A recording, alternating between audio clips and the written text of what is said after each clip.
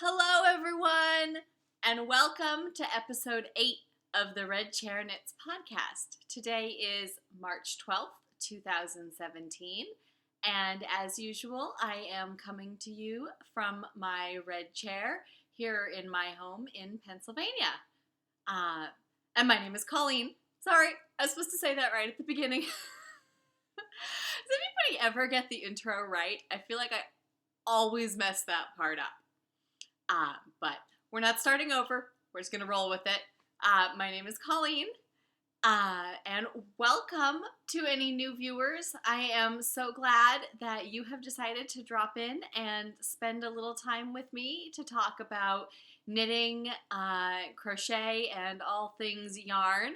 And to all my returning viewers, welcome back. We've hit over 50 subscribers, which for me is really exciting because I, to be perfectly honest, wasn't 100% sure when I started this whether anybody would really want to watch or be interested in anything that I had to show.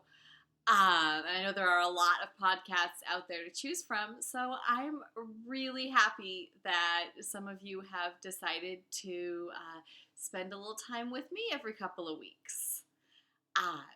So yeah, let's dive right into the knitting, shall we? This week I have two FOs to show you. The first one is another pair of socks. So this is my second completed pair of socks. They've been washed and not really blocked because I don't have blockers. I just kind of laid them out to dry. They're a vanilla sock. I did 56 stitches and a 1x1 rib, and then I did a heel flap and gusset. The yarn is called After the Storm, and it's from OnTheRound. It's her signature sock base, which is, I think I said this wrong last week, it's an 80-20 merino nylon blend. So here are the two socks. I'm calling these my snow day socks because I cast them on in February for a snow day that we had when we didn't have class. I really like these. I think I messed up the heel flap and knit it just a little bit too short. So I'm still learning. My first pair of socks, I felt like the heel flap was too long. So I guess I over-adjusted, and it was too short this time. So I think I have it right now on the next pair of socks that I'm working on. But other than that, the fit is actually really good on these. So I think 56 stitches is probably my stitch count. These are on size 1.5 double-pointed needles, which is, sorry, I wrote it down in my show notes, 2.5 millimeter. I was never going to remember that. And so I'm really happy with these. I think I'll still be able to wear them even with the heel flap being a little bit short, and hopefully that will stretch out a little over time. Still working on my perfect fit, but I think I'm much, much closer now. The next finished object that I have to show you is my Gaineamh shawl, which I was rushing to finish before the end of February when we last spoke, and I got it done in time. It was off the needles at about 10:30 p.m. on February 28th. Whew. And the reason I wanted to get it done was this was for a knit-along, which I will tell you all a little bit about in a minute. But here she is. I think I'll just hide back here for a minute. Look at how gorgeous. I know I can't fit it all in the frame. I could not love this more. I'm going to get it up close and see if you can definitely see that texture there. I was afraid that I might accidentally block that out when I blocked it, but it actually came out perfect. This is done in Norah George lace weight yarn. It is an alpaca, silk, and cashmere blend. And this is a pattern by Ruth of Celtic Knits on the Knitterarium podcast. And she hosted, or is hosting, a year-long knit-along called The Year of You. And this was my entry for the first portion of that knit-along. And the color seems to be kind of strange on my screen today, so I'm hoping that you can see how beautiful that is. I had 2 skeins of this yarn. I used literally all of this darker skein. And then on the ends, I've talked about this a little bit before. This was technically the same colorway, the soft lilac color, but the 2 skeins arrived and they were so very clearly different that I decided even alternating skeins would just give me a striped look. So I just put the lighter color on the ends. So I did 1 pattern repeat in the lighter color on this end and 1 on the other, and then this end border. And I think it came out really well because when I put it on, this is so light, it's going to be the perfect late spring, early summer wrap. When I put it on, it's just, kind of, it looks like it's supposed to be there, like it's supposed to bookend this shawl. So I'm really happy with this one. I know I've said this a couple of times about this, but I wish you could kind of reach through the screen and just feel how soft it is. But I think you get the idea with alpaca, silk, and cashmere. How could it be anything but incredibly soft? So I am really looking forward to getting to wear this. That put away. So those are my 2 finished objects for the week. And I really only have 2 works in progress to talk about. After I finished Gaineamh and I finished the Snow Day socks, there was a brief period where I really didn't have anything on the needles, which was a very strange feeling because I've had so many things on the needles for a while. I probably should have used that time to work on my temperature blanket, which is my current crochet project, but I didn't.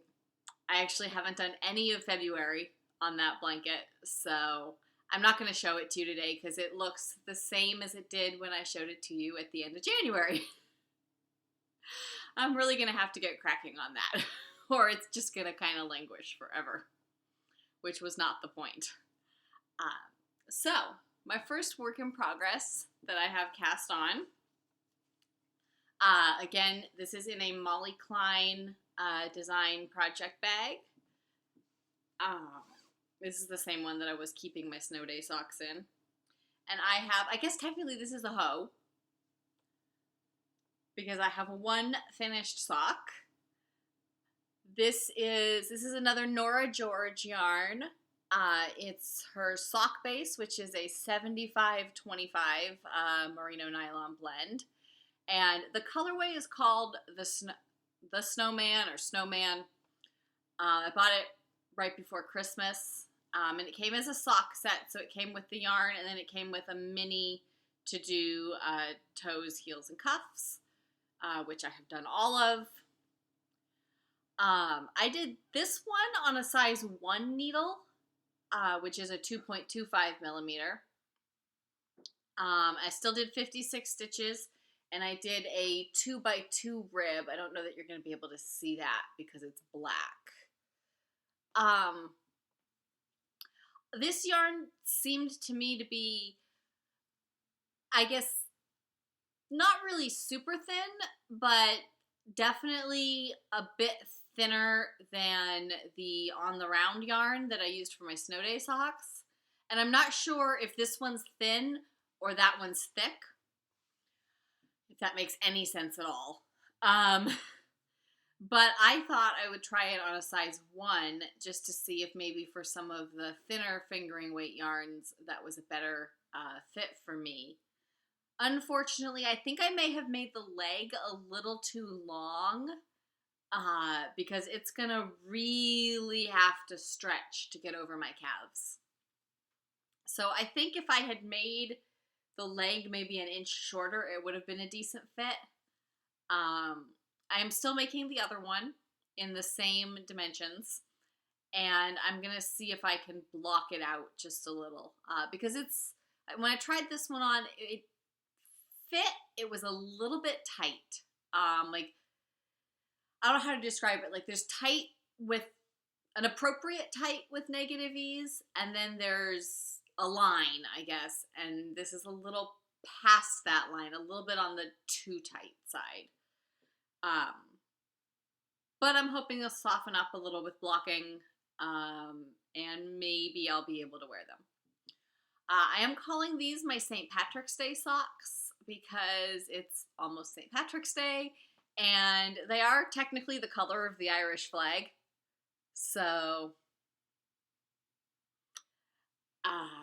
let's see. Here we go. This is what I have so far on the second sock. Not exactly a lot. I'm doing 20 rounds for the cuff, and I think this is about 15. So I have some time this week, some lectures where I won't be expected to take notes, and so this is probably what I'll be working on during those. And here's the yarn if you want to see it in skein form, or not skein, but cake. Yeah, I'm enjoying the socks. I see what people are talking about how addicting and I guess potato chippy these self-striping socks can be. So yeah, I am enjoying them. I'm pretty sure for my next pair of socks, I'm going back to a size 1.5 needle. So I think in terms of my fit, 1.5 is probably where I'll stay for the time being.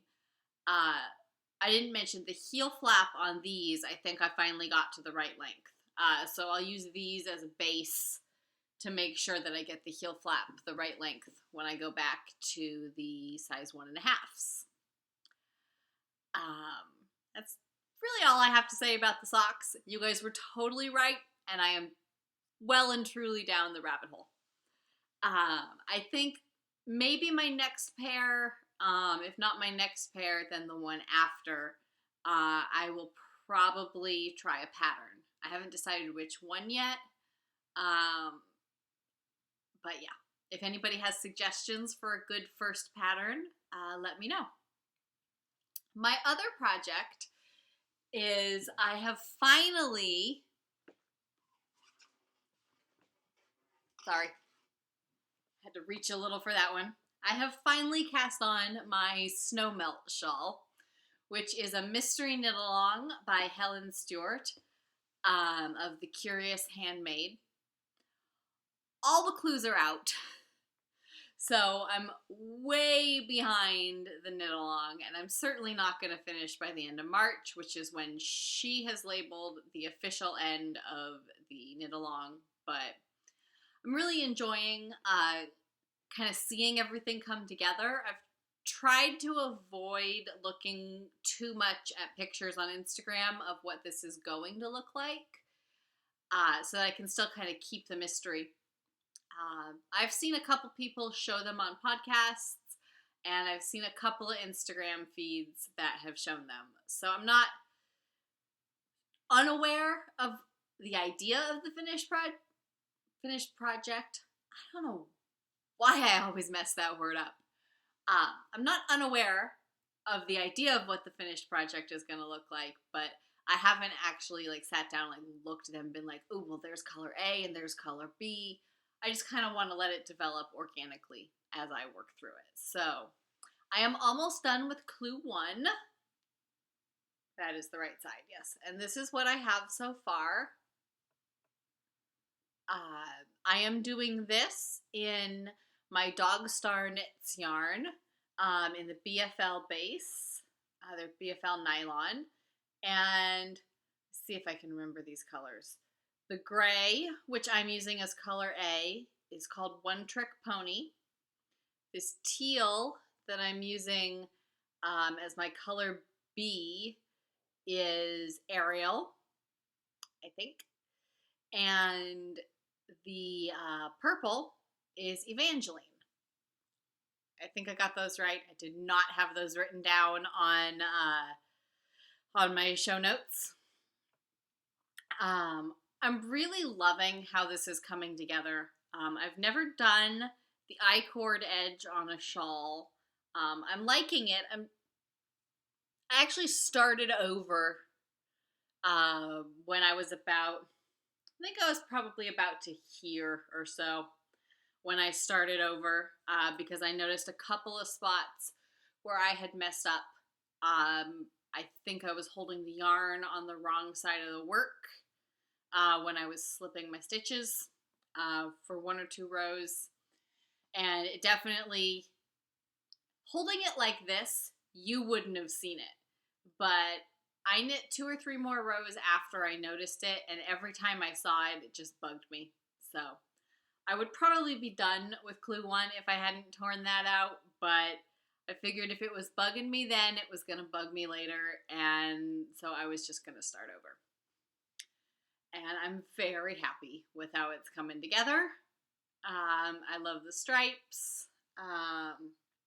Yeah, it's great. From what I've seen, Clue 2 really just uses colors A and C, so I don't think I get back to this teal for a while, which is kind of unfortunate because the teal is probably my favorite color.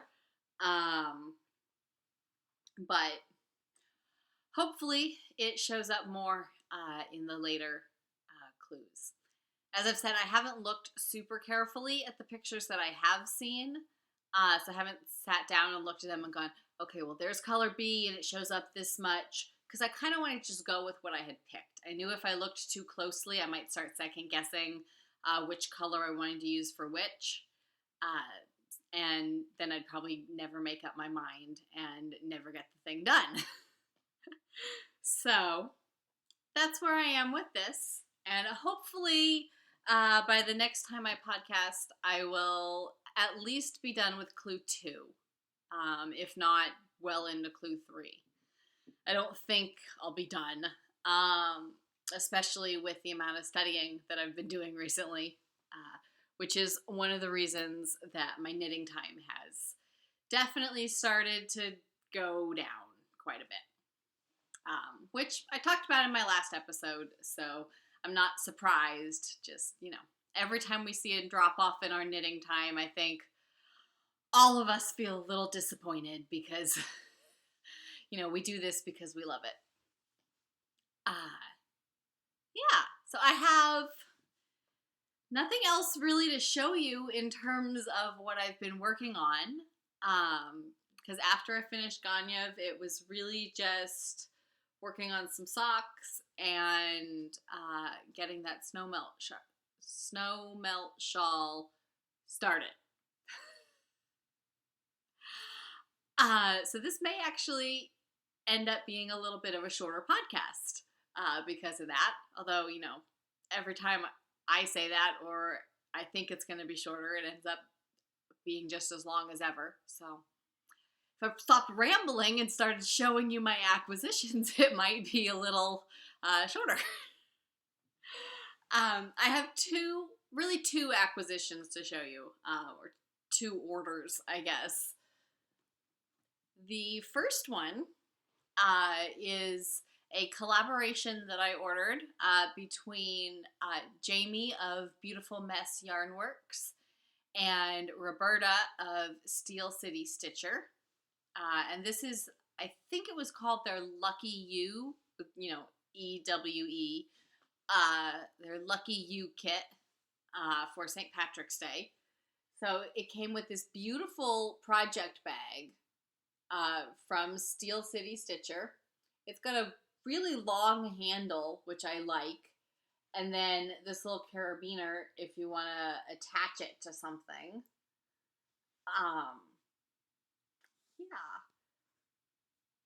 One of the things I really like about this is that I don't really know how to describe it. I guess it's the interfacing that's used. I'm not a sewer. I don't really understand all the construction methods, but it's very thick. You can tell if I grab this bag, you can kind of tell, like, see, this one kind of, when I pull the top up and let go, it kind of just sinks down. And I like this a lot. There's nothing wrong with that. It squeezes really well into my backpack. The interfacing in here, it feels really thick and sturdy. So I feel like I could do quite a bit to this bag and not do any damage to it.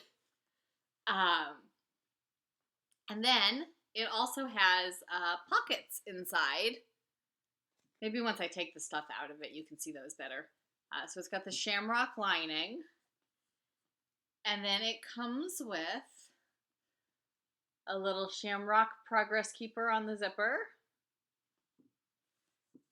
And this beautiful yarn that Jamie of Beautiful Mess Dye Works, Beautiful Mess Yarn Works, sorry Jamie, that she dyed up. And she talked about this on her podcast, and she describes it as a kind of micro striping. So the way she described it, if I were to do socks with this, which I think I will, you would get one row of green and then one row of the speckles or the white and then one row of green. So it'd be small stripes. So I'm really looking forward to seeing how that knits up. You can see it's got some orangey stripes, some gold speckles. That's the word I wanted, speckles. Gold speckles, orangey red speckles. Then it's got the white and the green.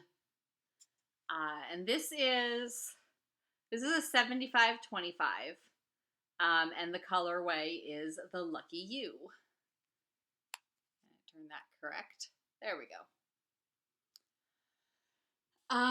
Let's see, what else came in here? Oh, so the kit also came with this little Notions bag, which is the perfect size for a little pair of snips and some darning needles, maybe a tape measure. It's got paper in it right now to hold it to the right shape. But yeah, it's adorable, and I guess maybe that's what the carabiner is for. Maybe you're supposed to hook this on the outside if your project is taking up all your room on the inside.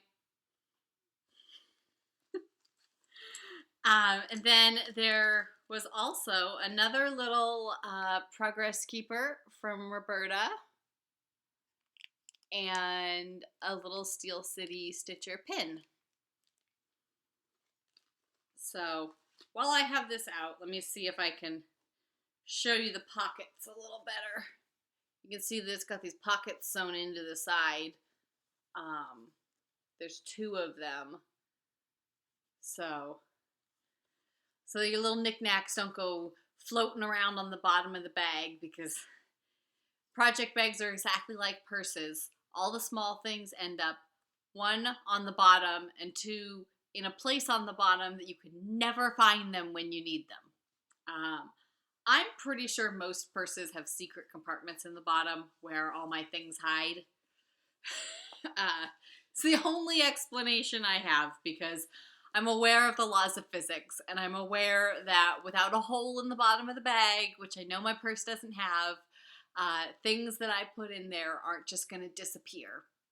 But gosh darn it, they really seem to.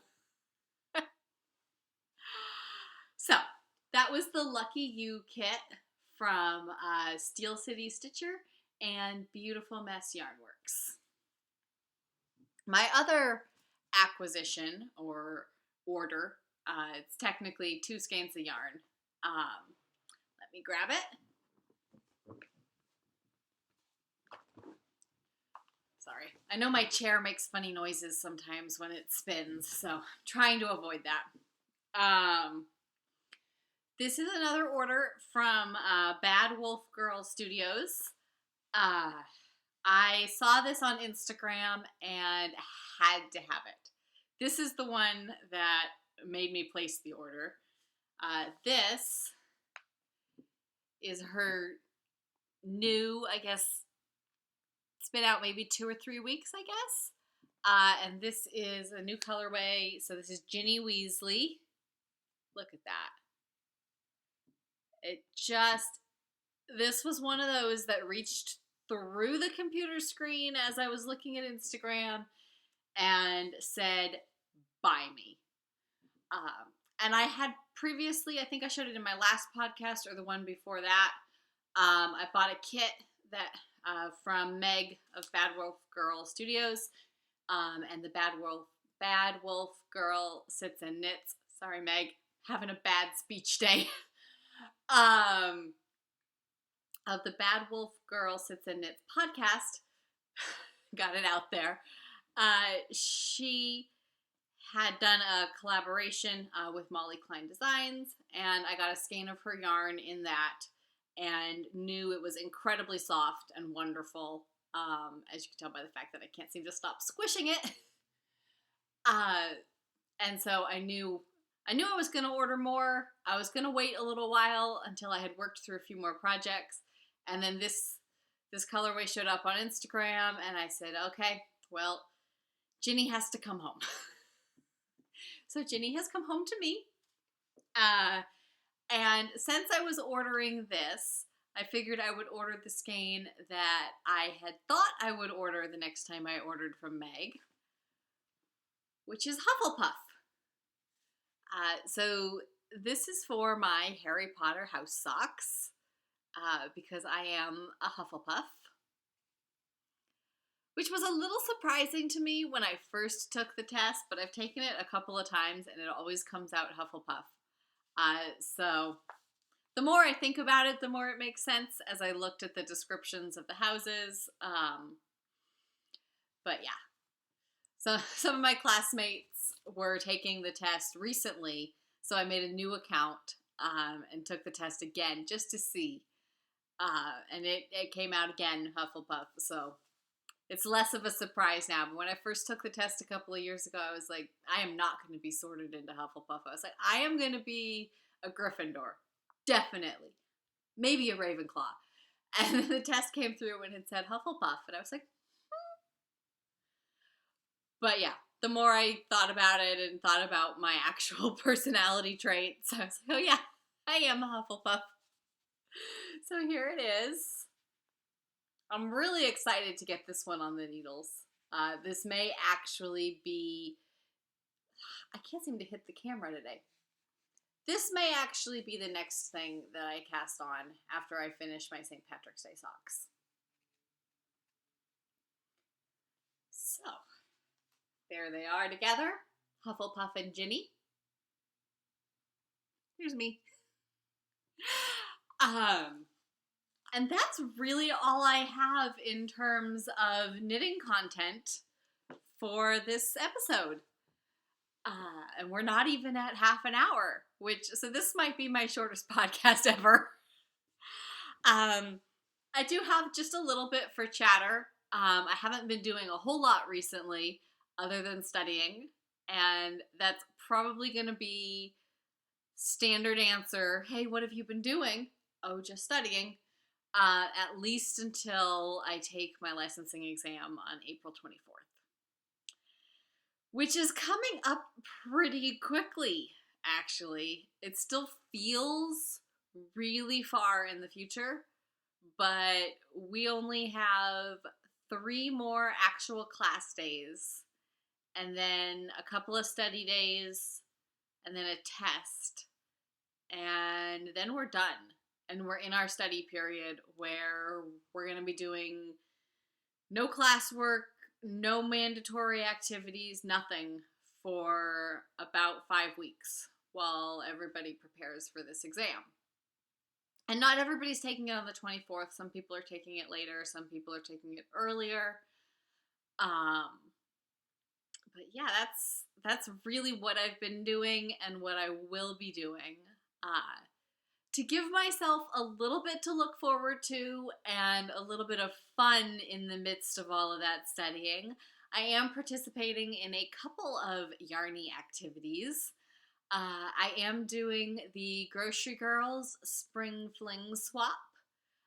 So I am swapping with Carol in Michigan, and I have started putting together a package for her. I went through my stash, and I had a couple of skeins that I had thought I might use in a swap, but none of them really seemed to fit with her color scheme and what this kind of sense of her I got from looking at her projects on Ravelry. So I ordered another skein of yarn that I think will be perfect for her. That should be here this week, and I probably won't have time to show that on the podcast before I mail it because I want to get it out to her. But I ordered 2 skeins. One for her, one for me. So I will show you the skein for me on my next podcast. I am also participating for the very first time in FiberShare, which I am so excited about. I've been checking my email constantly since signups closed.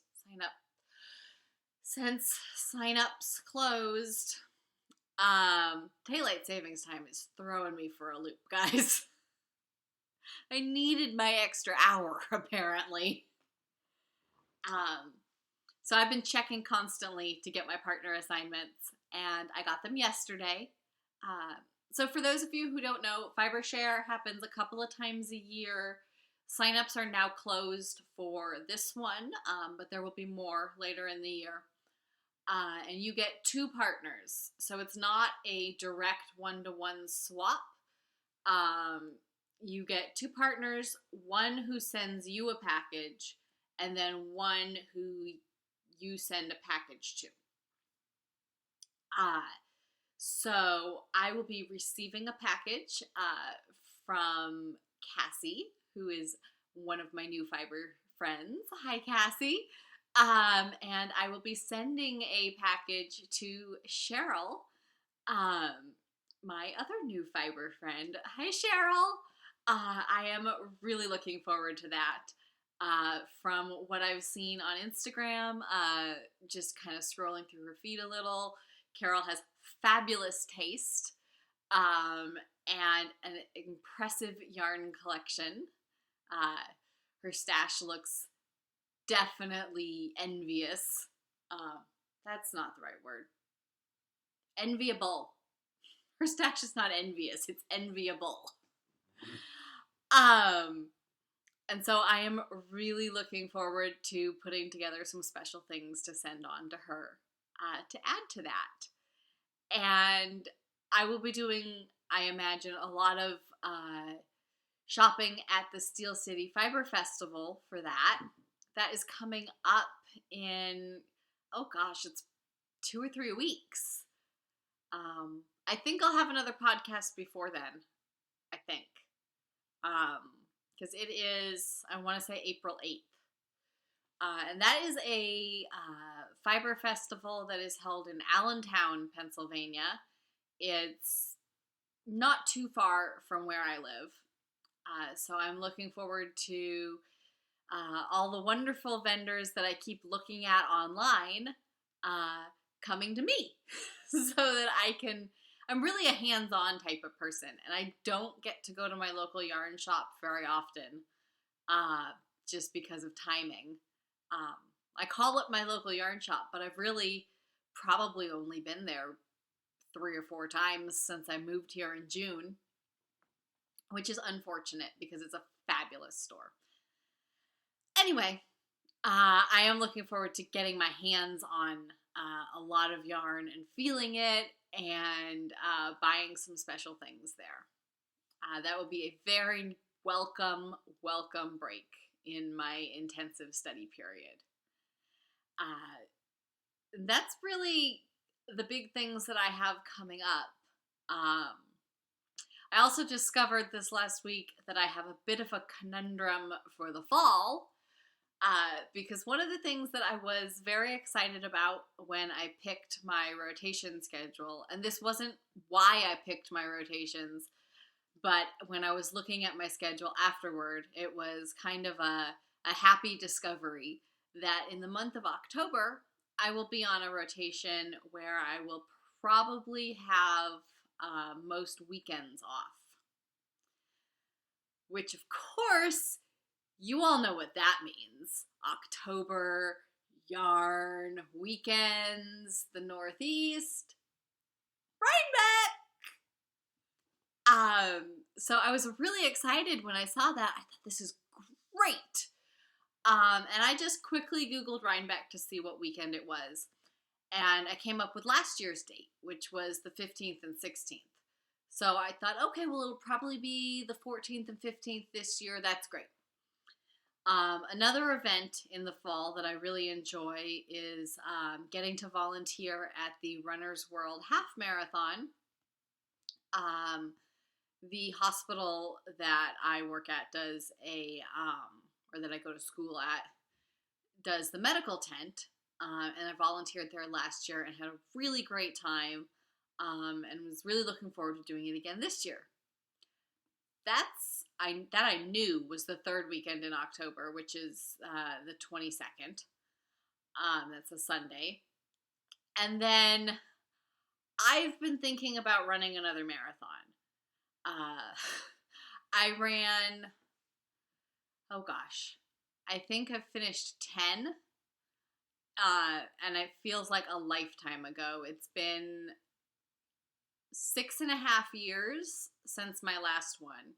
And I haven't done a lot of running in that time, but I know I still have another one in me. I never felt like I got it out of my system.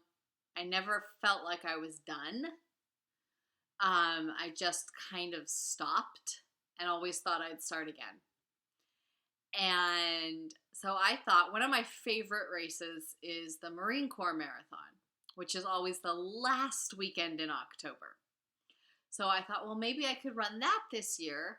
The last weekend in October is actually a weekend that's between two rotations, so there would be no chance of conflicts. I would be able to kind of take a nice weekend getaway. Go down to Washington, D.C., run the race, and come back ready to start my next rotation. Well, the Marine Corps Marathon is a lottery, so I logged onto their website to see when the lottery opened. And I'm not talking that just last year it was the last weekend in October. It is always the last weekend in October. Except apparently this year, when it is October 22nd, same day as the Runner's World Half.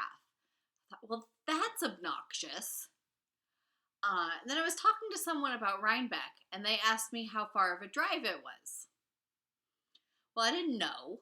I just knew it was drivable from here. So I went ahead and looked it up, and in looking it up, lo and behold, those of you who are going probably already know this, it appears that this year, Rhinebeck is also the weekend of the 22nd. So these three events that I thought were, nicely spaced apart are all the same weekend. So now I am trying to make a decision. The Marine Corps Marathon's lottery opens this week. But I don't even know that it'll be possible for me to take an entire weekend trip in the middle of a rotation. So now I'm trying to decide, do I enter the lottery? Do I not enter the lottery? Do I go to Rhinebeck? Do I stay and volunteer at the half marathon? Rhinebeck and the half marathon I could probably do both of. I could do Rhinebeck on Saturday and then volunteer at the race on Sunday. So I'm going to have to make a decision really in the next week about entering Marine Corps or not. Chances are I'm probably going to end up going to Rhinebeck and just finding something else to run. But it's on my mind, so I thought I would share that conundrum with all of you. And I'm sure you're all sitting there going, oh gosh, Colleen, just go to Rhinebeck. Which y'all know is probably what I'm going to end up deciding to do. So that's really, it's probably only a conundrum because I really feel like I want to be thinking about something other than studying. Oh, and on that note, That is really all I have for this week. I know it's been a little shorter than usual, and hopefully that's a good thing. I will be back in about 2 weeks. In the meantime, I will probably just be in the library with my nose to a book. And I hope that you all have a wonderful couple of weeks and that you're able to get some wonderful knitting time in. And that you, yeah, just, I always mess up my endings too. Beginnings and endings. Anyway, have a great couple of weeks, and I will talk to you all again in 2 weeks.